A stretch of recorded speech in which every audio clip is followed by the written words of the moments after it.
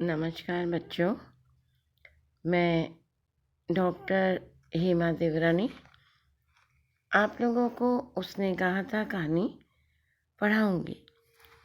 इससे पूर्व जैसा कि मैंने बेटा आप लोगों को बताया था कि किस प्रकार से लैला सिंह जो है वो सूबेदारनी से प्रेम करता है और बाल्यावस्था का उनका वह प्रेम 25 वर्ष बाद जिस मोड़ पे पहुंचता है वहाँ पर सूबेदारनी लैला सिंह से कहती है कि तुम मेरे पति हजारा सिंह के साथ में युद्ध में जा रहे हो। ऐसे समय में एक अर्ज मैं तुमसे करती हूँ कि तुम युद्ध में मेरे पुत्र की रक्षा करना। और लैला सिंह भयंकर सर्दी में भी अपने जैकेट को उतार के अपने कंबल को दे करके सूबेदारनी के पुत्र बोधा की रक्षा की जिम्मेदारी को वहन करता है, स्वीकारता है। आगे का वर्णन है। बोधा भी कंबल उतारकर चलने लगा। तब लैला सिंह ने उसे रोका। लैला सिंह आगे हुआ तो बोधा के बाप सूबेदार ने उंगली से बोधा की ओर इशारा किया। लैला सिंह समझ कर चुप हो गया। पीछे 10 आदमी कौन रहे इस पर बड़ी हुज्जत थी। कोई रहना ना चाहता था। समझा बुझा कर सूबेदार ने मार्च किया। लेफ्टिनेंट साहब लैला की सिगड़ी के पास मुंह फेर कर खड़े हो गए और जेब से सिगरेट निकालकर सुलगाने लगे। बस 10 मिनट बाद उन्होंने लैला की ओर आगे हाथ बढ़ाकर कहा, लो तुम भी पियो। आंख मारते मारते लैला सिंह सब समझ गया।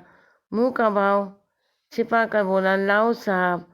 हाथ आगे करते ही सिगड़ी के उजाले में साहब का मुंह देखा, बाल देखे, तब उसका माथा ठनका। लेफ्टिनेंट साहब की पट्टियों वाले बाल एक दिन में कहाँ उड़ गए और उसकी जगह कैदियों के कटे हुए बाल कहाँ से आ गए। शायद साहब शराब पिए हुए हैं और उन्हें बाल कटवाने का मौका मिल गया है। लैला सिंह ने जांचना चाहा। लेफ्टिनेंट साहब 5 वर्ष से उसकी रेजिमेंट में थे। क्यों साहब, सब लोग हिंदुस्तान कब जाएंगे? लड़ाई खत्म होने पर। क्यों, क्या यह देश पसंद नहीं? नहीं साहब, शिकार के में मज़े कहाँ यहाँ। याद है सर, पर साल नकली लड़ाई के पीछे हम आप जगाधरी ज़िले में शिकार करने गए थे। हाँ, वहीं सब आप खोते पर सवार थे और आपका खानसामा अब्दुल्ला रास्ते के एक मंदिर में जल चढ़ाने को रह गया। बेशक पाजी कहाँ का, सामने से वह नील गाय निकली कि ऐसी बड़ी मैंने कभी न देखी थी। और आपकी एक गोली कंधे में लगी और पुट्ठे में निकली। ऐसे अफसर के साथ शिकार खेलने में मजा आया। क्यों साहब, शिमले से तैयार होकर नीलगाय का सिर आ गया था। आपने कहा था रेजिमेंट की मेस में लगाएंगे। हाँ, पर मैंने वह विलायत भेज दिया। ऐसे बड़े बड़े सिंह 2-2 फुट के तो होंगे। लो लैला सिंह 2 फुट 4 इंच के थे। तुम सिगरेट नहीं पिया? पीता हूँ साहब, दिया सलाई ले आता हूँ, कहकर लैला सिंह खंदक में घुसा। अब उसे संदेह नहीं रहा कि उसने झटपट निश्चय कर लिया कि क्या करना चाहिए।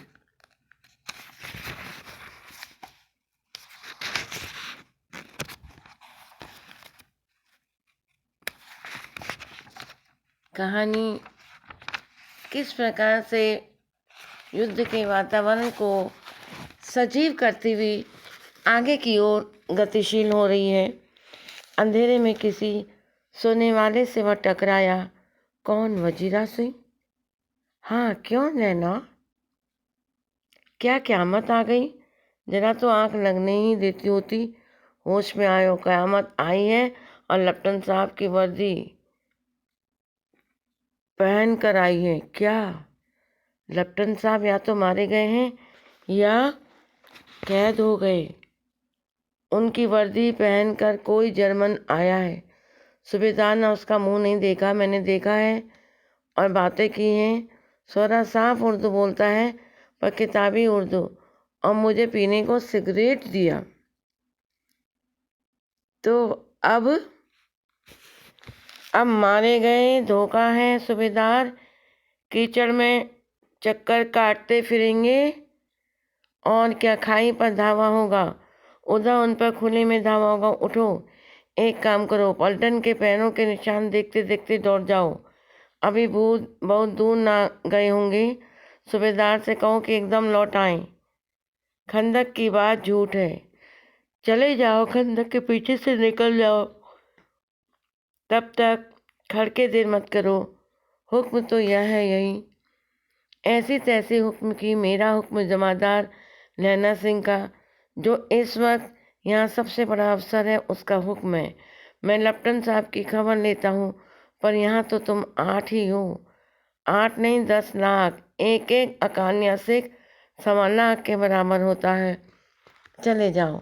ये पुराने किस्से को साकार कर रहे हैं कि एक एक सिख की कीमत जो है वो 1.25 लाख होती है। वो देश के लिए सब कुछ समर्पण के भाव को रखता है। नोट का खाई के मुहाने पर लैना सिंह दीवार से चिपक गया। बेटा, ये बिल्कुल द्वितीय विश्व युद्ध के वातावरण को चंद्र शर्मा गुलेरी साकार कर रहे हैं। उसने देखा कि लेफ्टिनेंट साहब ने जेब से बैन के बराबर 3 गोले निकाले, तीनों को जगह जगह खंदक की दीवारों में घुसेड़ दिया और तीनों में एक तार सा बांध दिया। तार के आगे सूत की गुत्थी थी, जिसे सिगड़ी के पास रखा। बाहर की तरफ एक दिया सलाई गुत्थी पर रखने। बिजली की तरह दोनों हाथों से उल्टी बंदूक को उठाकर साहब को कोहनी पर तान कर दे मारा। धमाके के साथ साहब के हाथ से दिया सलाई गिर गई। लैना सिंह ने एक कुंदा साहब की गर्दन पर मारा और साहब माय गॉड कहते हुए चित्त हो गए। लैना सिंह ने तीनों गोले बीन कर खंदक के बाहर फेंके और साहब को घसीट कर सिगड़ी के पास लिटाया। जेबों की तलाशी ली, 3-4 लिफाफे और एक डायरी निकालकर उन्हें अपनी जेब के हवाले किया। किस प्रकार से युद्ध में का वर्णन साहब की मूर्छा हटी। लैना जी हंसकर बोला, क्यों लेफ्टिनेंट साहब, मिजाज कैसा है? आज मैंने बहुत बातें सीखी। यहाँ सीखा कि सिख सिगरेट पीते हैं, यहाँ सीखा कि जगाधरी के जिले में नीलगाय होती हैं, उनके 2 फुट 4 इंच के सींग होते हैं। यहाँ सीखा कि मुसलमान खानसामा मूर्तियों पर जल चढ़ाते हैं और लेफ्टिनेंट साहब खोते पर चढ़ते हैं। पर यह तो कहो, ऐसी साफ उर्दू कहाँ से सीखा है? हमारे लेफ्टिनेंट साहब तो बिना डैम के 5 लफ्ज़ भी नहीं बोला करते। लैना ने पतलून की जेबों की तलाशी नहीं ली थी। साहब ने मानो जाड़े से बचने निकले दोनों हाथ जेब में डाले। लैना सिंह कहता गया, 4 लाख तो बड़े हो, पर माजे का लैना इतने बरस लेफ्टिनेंट साहब के साथ रहा है। उसे चकमा देने के लिए 4 आंखें चाहिए। 3 महीने में एक तुर्की मौलवी मेरे गांव में आया था। औरतों को बच्चे होने की ताबीज़ बांटता था, बच्चों को दवाई देता था। चौधरी की बड़ के नीचे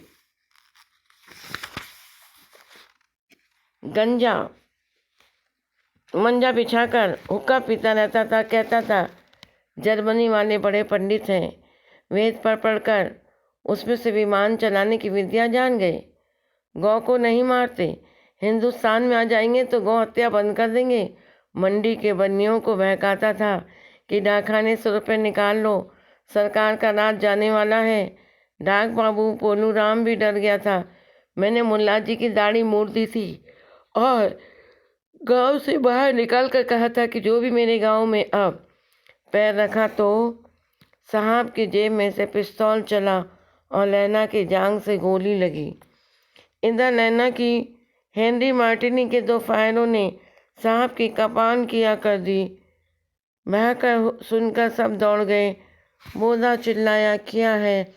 लैना सिंह ने उसे यह कहकर सुना दिया कि एक हड़का हुआ कुत्ता आया था, मार दिया और उसे संभाल कह दिया। बंदूकें लेकर सब तैयार हो गए। लैला ने साफा पर फाड़ कर घाव के दोनों तरफ पट्टियां कस कर बांध दी। घाव मांस में ही था। पट्टियों के कसने से लहू निकलना बंद हो गया। इतने में 70 जर्मन चिल्लाकर खाई में घुस पड़े। सिखों की बंदूकों की बाढ़ ने पहले धावे को रोका, दूसरे को रोका, पर यहाँ ये 8 लैला सिंह लग लग कर मार रहा था। वह खड़ा था और लेटे हुए थे, और वे 70 अपने मुर्दा भाइयों के शरीर पर चढ़कर जर्मन आगे घुसाते थे। थोड़े से मिनटों में अचानक आवाज़ आई, वाह गुरु जी दी फतह, वाह गुरु दा खालसा, और धड़ाधड़ बंदूकों के फायर जर्मनी के पीठ पर पड़ने लगे। ऐन मौके पर जर्मन 2 चक्की के पाटों के बीच में आ गए। पीछे से सूबेदार हजारा सिंह के जवान आग बरसाते थे। सामने लहसा सिंह के साथियों के संगीन चल रहे थे। पास आने पर पीछे वालों ने भी संगीन पिरोना शुरू कर दिया। एक किलकारी और अकाली सिख भी फौज आई। वाह गुरु दी वाह, वाह गुरु दी खालसा, सत श्री अकाल पुरुष, और लड़ाई खत्म हो गई। किस प्रकार से सूबेदार हजारा सिंह और लहना सिंह ने बड़ी फुर्ती से उस आपात स्थिति का सामना किया। 63 जर्मन या तो खेत रहे थे या कराह रहे थे। मतलब 70 जर्मन सैनिक थे और 8 वे भारतीय सिख थे। सिखों में 15 के प्राण गए। सूबेदार के कंधे में से गोली आर पार निकल गई। लहना की पसली में एक गोली लगी। उसने घाव को खंदक की गीली मिट्टी से पूरा कर लिया और बाकी का साफा कसकर कमरबंद की तरह लपेट लिया। किसी को खबर ना हुई कि लहना के दूसरा घाव भारी लग गया है। लड़ाई के समय चांद निकल आया था, ऐसा चांद जिसके प्रकाश से संस्कृत कवियों का दिया हुआ 6 नाम सार्थक होता है।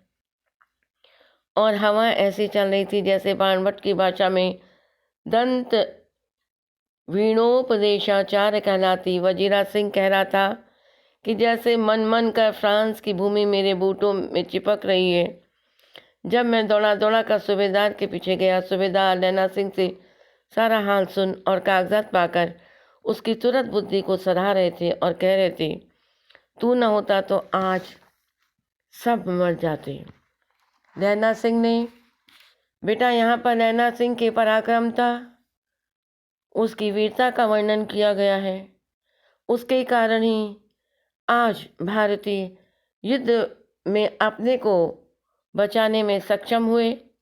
इस लड़ाई की आवाज़ 3 मील दाहिनी ओर खाई वालों ने सुन ली थी। उन्होंने पीछे टेलीफोन कर दिया था।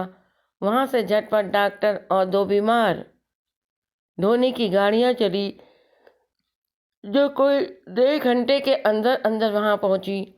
फील्ड अस्पताल नज़दीक था, सुबह होते होते पहुँच जाएंगे। इससे मामूली पट्टी बांधकर एक गाड़ी में घायल लेटाए गए, दूसरी में लाशें रखी गई। सूबेदार ने लैला सिंह की जांघ में पट्टी बंधवानी चाहिए, पर उसने यह कहकर टाल दिया, थोड़ा घाव है, सवेरे देखा जाएगा। बोधा सिंह ज्वर से बर्रा रहा था। वह गाड़ी में लिटाया गया। लैला को छोड़कर सूबेदार जाते नहीं थे। यह देख लैला ने कहा, तुम्हें बोधा की कसम है, सूबेदारनी की सौगंध, जो इस गाड़ी में न जाओ। क्योंकि लैला सिंह अपने सूबेदार, अपनी प्रेमिका सूबेदारनी के पति के प्रति भी वही स्नेह और प्रेम का भाव रखता है। उसको सौगंध देकर वापस जाने को कहता है, और तुम मेरे लिए यहाँ पहुँचकर गाड़ी भेज देना, और जर्मन मुर्दों के लिए भी गाड़ियाँ आती होंगी। मेरा हाल बुरा नहीं है, देखते नहीं मैं खड़ा हूँ। वजीरा सिंह मेरे पास ही है। अच्छा, पर बोधा गाड़ी पर लेट गया। भला आप भी चल जाओ, सुनिए तो सूबेदारनी होरा को। अब यहाँ पर देखिए, बड़ा इम्पोर्टेंट है कि लैला सिंह अंतिम समय में सूबेदार को संदेश दे रहा है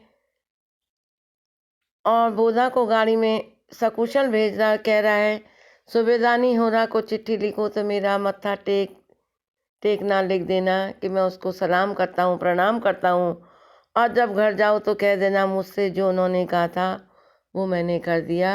सूबेदारनी ने जो प्रार्थना मेरे से की थी उस प्रार्थना को मैंने कर दिया। गाड़ियाँ चल पड़ी थी। सूबेदार ने चढ़ते चढ़ते नैना का हाथ पकड़ कर कहा, मैंने तेरे और बोधा के प्राण बचाए हैं, लिखना कैसा, साथ ही घर चलेंगे, अपनी सूबेदारनी से तुम ही कह देना उसने क्या कहा था। उसने कहा था, देखो बेटा, कहानी का जो शीर्षक है वो कहानी की आत्मा होता है। किसने कहा था, क्यों कहा था, कब कहा था, किससे कहा था, न जाने ये अनायास ये प्रश्न हमारे मस्तिष्क में घूमते हैं। और जब हम कहानी के अंत की ओर आते हैं तो प्रारंभ में सूबेदारनी ने जो लैला सिंह से कहा था कि युद्ध में जा रहे हो, मेरे पुत्र और मेरे पति के प्राण की रक्षा करना, और लैला सिंह ने वही किया था।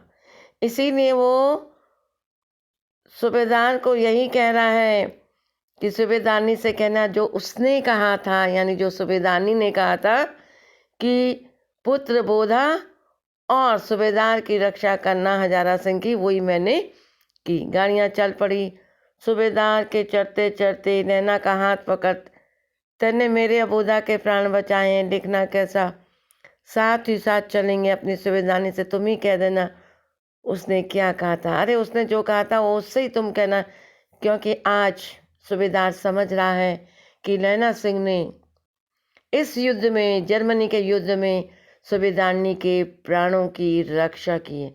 बेटा, कहानी का शीर्षक सीधे सीधे दिखाई दे रहा है, उसने कहा था। उसने कहा था शीर्षक अपने में पूर्ण है, कहानी की आत्मा है। यहाँ पर साफ लग रहा है कि सूबेदारनी ने जो लैला सिंह से कहा था, लैला सिंह ने युद्ध भूमि में पुत्र बोधा सिंह और सूबेदार हजारा सिंह के प्राणों की रक्षा करके सूबेदारनी के कथन को पूर्णतः चरितार्थ किया। अब आप गाड़ी पर चढ़ जाओ, मैंने जो कहा वह लिख देना और कह भी देना। गाड़ी के जाते ही नैना लेट गया, वजीरा पानी पिला दे और मेरा कमरबंद खोल दे, तर हो रहा हूँ, क्योंकि लैला सिंह को लग रहा है कि वो अब ज़्यादा नहीं जी पाएगा। मृत्यु के कुछ समय पहले स्मृति बहुत साफ हो जाती है, जन्म भर की घटनाएं एक एक करके सामने आती, सारे दृश्यों के रंग साफ होते हैं, समय की धुंध बिल्कुल उन पर से हट जाती है। अब उसको अपना वो अतीत फ्लैशबैक में कहानी चली जाती है। लैला सिंह 12 वर्ष का है, अमृतसर में मामा के यहाँ आया हुआ है, दही वाले के यहाँ, सब्जी वाले के यहाँ, हर कहीं उसे एक 8 वर्ष की लड़की मिल जाती है। जब वह पूछता है तेरी कुड़माई हो गई, तब धत कहकर वो चली जाती। एक दिन उसने वैसे ही पूछा, उसने कहा हाँ कल हो गई, देखते नहीं है रेशम के फूलों वाला सालू। सुनते ही लैला सिंह को दुख हुआ, क्रोध हुआ। क्यों हुआ? बड़ी मनोवैज्ञानिक कहानी है, क्योंकि वह भी सरदारनी से अंदर ही अंदर प्रेम करने लगा था। तो ये एक अमर प्रेम की कहानी है बेटा। मृत्यु के निकट लैला सिंह वजीरा सिंह से कहता है कि वजीरा पानी पिला दे। 25 वर्ष बीत गए। फ्लैशबैक में पहुंचता है बेटा, और उसको वही अमृतसर का बम्बू काट बाजार याद आता है। अब लैला सिंह नंबर 77 राइफल्स में जमादार हो गया है। उस 8 वर्ष की कन्या का ध्यान ही न रहा, न मालूम वह कभी मिली थी या नहीं। 7 दिन की छुट्टी लेकर जमीन के मुकदमे की पैरवी करने का अपने घर गया। वहाँ रेजिमेंट अफसर की चिट्ठी मिली कि फौज नाम पर जानी है, फौरन चले आओ। साथ ही सूबेदार लैला सिंह की चिट्ठी मिली कि हजारा सिंह की, कि मैं बोधा सिंह भी नाम पर आते हैं, लौटते हमारे घर होते आना, साथ चलेंगे। सूबेदार का गांव रास्ते में पड़ता है। सूबेदार उसे बहुत चाहता था। लैला सिंह सूबेदार के पहुंचा। जब चलने लगा तब सूबेदार बेड़े में से निकल कर आया। बोला, लैला, सूबेदारनी तुमको जानती है, बुलाती है, जा मिल। लैला सिंह भीतर पहुंचा। सूबेदारनी मुझे जानती है, कब से? रेजिमेंट के क्वार्टरों में तो कभी सूबेदार के घर पर लोग रहे नहीं। दरवाजे पे जाकर मत्था टेकना कहा। असीस सुनो। लैला सिंह चुप। मुझे पहचाना नहीं? तेरी कुड़माई हो गई, धत कल हो गई, देखते नहीं रेशमी बूटों वाला सालू अमृतसर में। भावों की टकराहट से मूर्छा खुली, करवट बदली, पसली का घाव बह निकला, क्योंकि इस समय लैना सिंह जीवन के अंतिम समय का को जी रहा है।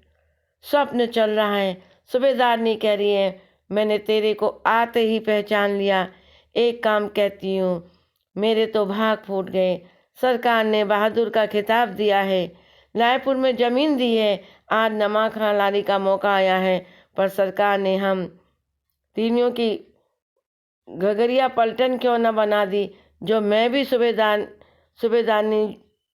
जी के साथ चली जाती। एक बेटा है फौज में भर्ती हुए, उसे 1 ही वर्ष हुआ। उसके पीछे 4 और हुए, पर एक भी नहीं जिया। सूबेदारनी रोने लगी।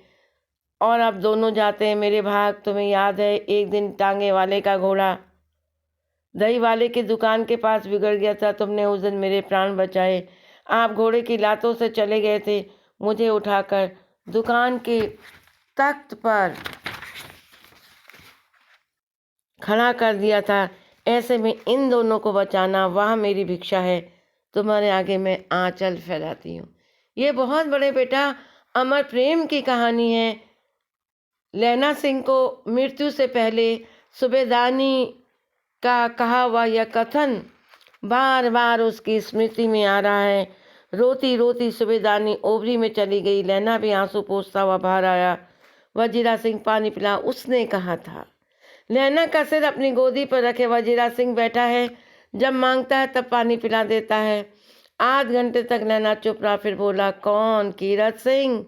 वजीरा ने कुछ समझकर कहा, हाँ भैया, मुझे कुछ ऊंचा कर ले, अपने पट्टे पर मेरा सिर रख। वजीरा ने वैसा ही किया। हाँ ठीक है, पानी पिला दे बस। आपके हाड़ में या आम खूब फलेगा। चाचा भतीजा यहीं बैठ कर आम खाना। जितना बड़ा तेरा भतीजा है उतना ही यह आम। जिस महीने उसका जन्म हुआ था उस महीने मैंने इसे लगाया था। वजीरा सिंह के आंसू टप टप टपक रहे थे। कुछ दिन पीछे लोगों ने अखबारों में पढ़ा, फ्रांस और बेल्जियम 68वीं सूची मैदान में घावों से मरा नंबर 77 राइफल जमादार लैना सिंह। तो इस प्रकार से बेटा ये जो उसने कहा था कहानी है, ये समाप्त होती है। ये चंद्रधर शर्मा के द्वारा रचित एक अमर प्रेम कहानी है।